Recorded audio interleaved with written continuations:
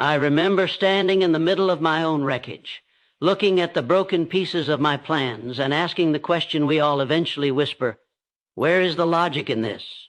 I was looking at my life through a keyhole. I saw the narrow hallway, the shadows, and the closed doors. But I have come to realize that while I am staring at the no, God is orchestrating the yes that I'm not yet ready to handle. I see the delay, he sees the protection. I used to think that a wait was a no. I thought that if I didn't get the job, the relationship, or the breakthrough right now, it meant I was being forgotten. But now I understand. I was looking at the clock, but he was looking at the map. He saw the storm waiting 10 miles down the road that I would have walked straight into if he had answered my prayer on my timeline. I see the knots. He sees the tapestry. Have you ever looked at the back of a hand-woven rug? It's a mess. It's full of tangled threads, knots, and chaotic colors that make no sense. That is how I view my life, as a series of disconnected struggles. But he is the weaver. He is looking at the front of the rug. He sees how that mistake, in my 20s, provides the exact color needed for the masterpiece of my 50s.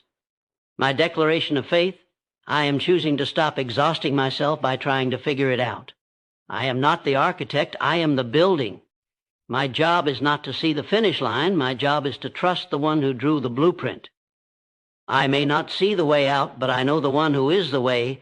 I am standing in a room that feels far too small. I am looking at the walls of my current circumstances, and to be honest, I feel trapped. I have my plans laid out on the table. The career I wanted by 30, the relationship I thought would last forever, the health I took for granted. I see the no written in bold letters across my life right now. I see the rejection email. I see the empty chair. I see the bank account that isn't growing. And in my human frailty, I look up at the ceiling and I ask why. I ask because I am looking through a keyhole. That is the realization that is beginning to change my life. I have been peering through the tiny opening of a door, convinced that the sliver of the hallway I see is the entire world. I see a shadow and I call it a monster. I see a closed door and I call it a dead end. But on the other side of that door, there is a master architect who isn't just looking at the hallway. He is looking at the entire blueprint of the mansion he is building with my life. The illusion of my perspective. I used to pride myself on my vision. I thought that if I could just work hard enough, plan well enough, and predict every outcome, I could control my destiny. But I've learned that my sight is a liar. My sight tells me that if things aren't happening now, they aren't happening at all. My sight tells me that if I am hurting, it means I am being punished. But God sees what I can't see. I remember a time when I was desperate for a specific opportunity. I had prepared for it for years. I had stayed up late, sacrificed my weekends, and poured my heart into a yes that I felt I deserved. When the no came, it broke me. I felt like God had turned his back. I felt like my prayers were hitting a lead ceiling. I was looking at a nobelium, and it felt like a funeral for my dreams. It took 3 years for me to realize that nobelium was actually a rescue. What I couldn't see from my vantage point was that the company I wanted to work for was about to collapse. What I couldn't see was that the person I wanted to be with wasn't ready to carry the weight of my heart. What I couldn't see was that if I had stayed in that city, I would have missed the encounter. That eventually changed my life forever. God didn't block my path because he wanted to see me fail. He blocked it because he saw a cliff I was about to walk off of. The divine delay. We live in a world that worships speed. We want the harvest the same day we plant the seed. But as I sit here today, I am beginning to appreciate the divine delay. I see the clock. God sees the season. I see my age. God sees my readiness. I have realized that if God gave me everything I asked for, the moment I asked for it, it would destroy me. I wasn't strong enough yet to hold the blessing. I didn't have the character to sustain the success. I see the delay as a denial, but he sees the delay as a training ground. He is using this waiting of my life to build the muscles of patience, the grit of perseverance, and the depth of faith that I am going to need for the mountains he is preparing me to climb. I am learning to say, Lord, if you are moving the mountain, maybe you are using the mountain to move me, the tapestry of the unseen. Think about a weaver. If you look at the underside of a great tapestry, what do you see? You see a mess. You see knots, loose threads, jagged edges and colors that seem to clash without reason. If that was all you ever saw, you would call the weaver a failure. You would say there is no beauty there. That underside is how I see my life. I see the knots of my mistakes. I see the jagged edges of my grief. I see the loose threads of my unfinished business. But God is looking at the other side. He is looking at the masterpiece. He sees how that dark thread of sorrow is perfectly balanced by the gold thread of joy. He sees how the knot I made when I tried to take control of my own life is being worked into a pattern of grace that will eventually make sense to everyone who sees it. I am learning to stop judging the weaver by the back of the rug. I am learning to trust that even when the pattern looks chaotic to me, it is perfectly intentional to him. He sees the finished work. He isn't surprised by my failures. He isn't confused by my detours. He is the author and the finisher, which means he saw the ending before he ever wrote the first chapter. Why this matters right now. If you are like me, you are tired of the not knowing, you're tired of the fog, but I want to tell you something that has become my anchor. The fog doesn't mean you're lost. It just means you're dependent. When I can't see the path ahead of me, I have to hold his hand tighter. When the lights go out in my life, my other senses, my spiritual senses, start to sharpen. I start to hear his voice more clearly. I start to feel his presence more deeply. The darkness I feared has become the very place where I have found the greatest intimacy with the divine. I see the storm, he sees the rainbow. I see the cross, he sees the resurrection. I see the end, he sees the beginning. What he sees in my shadows. There have been seasons in my life where the darkness felt so thick I could touch it. I'm talking about those nights when you're staring at the ceiling and the silence of the room is louder than any noise. In those moments, I felt like I was being buried. I felt the weight of disappointment, the soil of failed expectations, and the heavy coldness of being forgotten. I cried out, Lord, why have you buried me here? Why have you let the lights go out? But as I sat in that darkness, a realization began to pierce through my fear. There is a fundamental difference between being buried and being planted. The perspective of the seed. When a seed is dropped into the dirt, if it had a mind, it would think its life was over. It is surrounded by cold, dark pressure. It is being crushed. It is losing. T.S. outer shell, the only identity it has ever known. To the seed, this is a funeral. To the seed, this is the end. But the farmer sees something else. The farmer isn't looking at the dirt, he's looking at the harvest. He knows that the pressure is the only thing that will trigger the growth. He knows that the crushing isn't destruction, it's the release of the life inside. I realized that God saw my dark season as a garden. While I was mourning the loss of my comfort, he was celebrating the birth of my character. He saw the roots I was growing in the dark, roots I never would have developed if I had stayed in the sunlight. I see the burial, he sees the planting. I see the end of my strength, he sees the beginning of his power. The purpose of the furnace. I used to look at the trials of my life as interruptions. I thought that if I were good enough or faithful enough, life would be a smooth road. I thought the fire was a sign that I had done something wrong. But I have come to understand that the fire is not a sign of God's anger. It is a sign of his investment. He doesn't put common stones in the furnace. He only puts gold there. When I am in the heat of a struggle, whether it's a financial crisis, a broken heart, or a season of depression, I see the flames. I feel the burn. I see the things I love being turned to ash.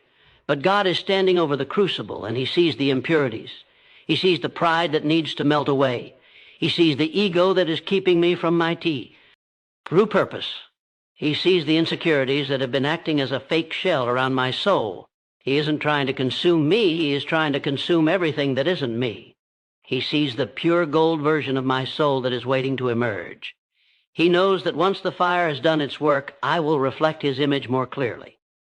I see a catastrophe. He sees a purification, the strength I haven't met yet.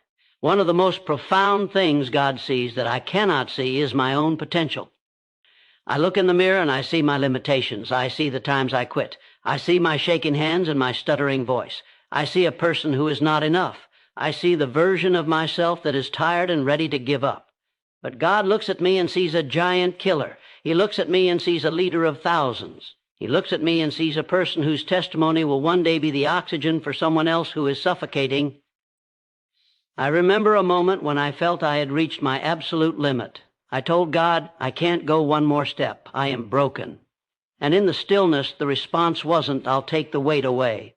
The response was, I see a strength in you that you haven't used yet. Trust me to pull it out. He sees the future me. He sees the version of me that has already survived this. He isn't looking at my current weakness. He is looking at the endurance that is being forged right now in the middle of this struggle. He knows that if he rescued me the moment I felt uncomfortable, I would never become the person he needs me to be for the next chapter. The strategy of the silence. The hardest part of the refinery isn't just the fire, it's the silence. I have spent months, even years, praying for an answer that didn't come. In those times, I felt ignored. I felt like my prayers were bouncing off the clouds. I saw the silence as a lack of care. But God sees the silence as a strategy. When a teacher gives a test to a student, the teacher is always quiet. Not because they have left the room, but because they are waiting for the student to use what they've been taught. God's silence isn't his absence. It is the ultimate sign of his confidence in the work he has already done in me. He sees that I am finally strong enough to walk by faith and not by sight. He sees that I am finally learning to trust his heart even when I can't see his hand. He sees that the silence is forcing me to stop looking for signs and start looking for him. The shift in my soul. I am no longer praying for a life without fire. I am praying for the grace to stay in the furnace until the work is done. I see the pain, he sees the polish. I see the wound, he sees the scar that will tell a story of healing. I see the stuck place, he sees the prep place. I am choosing to trust that the one who started this process is too good to leave me half finished. If I am in the fire, it's because there is still something precious inside of me worth refining, the harvest of the unseen. I am standing on a hill now looking, back at the valley I just walked through. For so long, when I was in that valley, I was convinced I was lost. I thought every wrong turn was a waste of time. I thought every tear I cried was swallowed by the earth and forgotten. But from this height, the view is different. I can finally see the path, and what I see takes my breath away. The path wasn't a straight line, but it was a perfect circle of grace. Every wrong turn led me to a person I needed to meet. Every delay kept me from a disaster I didn't know was coming. I see now that while I was crying over what I lost, God was busy protecting what I had left. The butterfly effect of my pain. One of the greatest things I couldn't see while I was suffering was how my struggle was connected to someone else's survival. I used to ask, why me, Lord? Why do I have to carry this weight? I saw my burden as a private misery. But now I am meeting people who tell me, because I saw you survive that, I knew I could survive mine. I see now that my life was never just about me. God was using my dark night to light a candle for someone else who was stumbling in the dark. He saw that if I didn't go through the fire, I would never have the vocabulary to speak to the brokenhearted. He saw that my scars would one day become a map for the lost. I saw a tragedy. He saw a testimony. I saw a victim. He saw a bridge.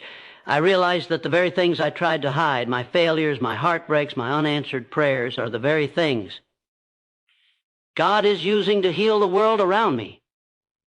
He saw a bigger picture where my life was a single vital thread in a massive tapestry of human connection. The seeds of the secret place. I think back to the moments when I did the right thing and no one noticed. The times I chose to be honest when it cost me money. The times I chose to forgive when I had every right to be angry. The times I prayed in secret for people who were hurting me. At the time, I felt invisible.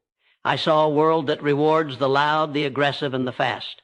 I thought my quiet obedience was falling on deaf ears. But God sees what the world ignores. He was watching in the secret place. He saw the seeds I planted in the winter of my life, and while I was sleeping, he was watering them. He saw the integrity I maintained when no one was looking, and he was building a foundation that could support the blessing he is about to release. I see now that nothing is ever wasted in the kingdom of God. Every prayer is a seed. Every act of kindness is an investment. Every moment of quiet faith is being compounded with divine interest. I am standing in a harvest today that was grown from the tears I cried 3 years ago, the peace of the finished work. I used to live in a state of constant anxiety, trying to guess the next move. I wanted to see the end of the story. I wanted a guarantee. But as I look at the horizon now, I feel a peace that I can't explain. It's not the peace of having all the answers, it's the peace of knowing the one who does. I have finally stopped trying to be the God of my own life. I have resigned from the position of director of the universe. I see the finish line now, not as a place I have to reach by my own strength, but as a destination that has already been secured for me. I see that even my mistakes were factored into His plan. Even my detours were anticipated by His grace. He saw the end before I ever saw the beginning. He saw my victory while I was still mourning my defeat. He saw my healing while I was still nursing my wounds. My final declaration: I am stepping into tomorrow with a different walk. My shoulders are back and my head is held high, not because I am strong, but because I am seen. I don't need to know what's around the corner because I know the one who is already there. I don't need to fear the unknown because there is nothing unknown to Him. I am resting in the truth that my life is being written by a hand that has never made a mistake. If you are where I was, in the dark, in the fire, or in the wait, I want you to hear me. Don't judge your life by what you can see. Your eyes are too small for the vision God has for you. Your mind is too limited for the miracles He is orchestrating. Keep walking, keep trusting, keep planting, because one day soon you will stand where I am standing. The veil will be lifted, the why will be revealed, and you will see that it was all, every bit of it, working together for your good and His glory. God sees what why, can't see, and friend, what He sees is beautiful.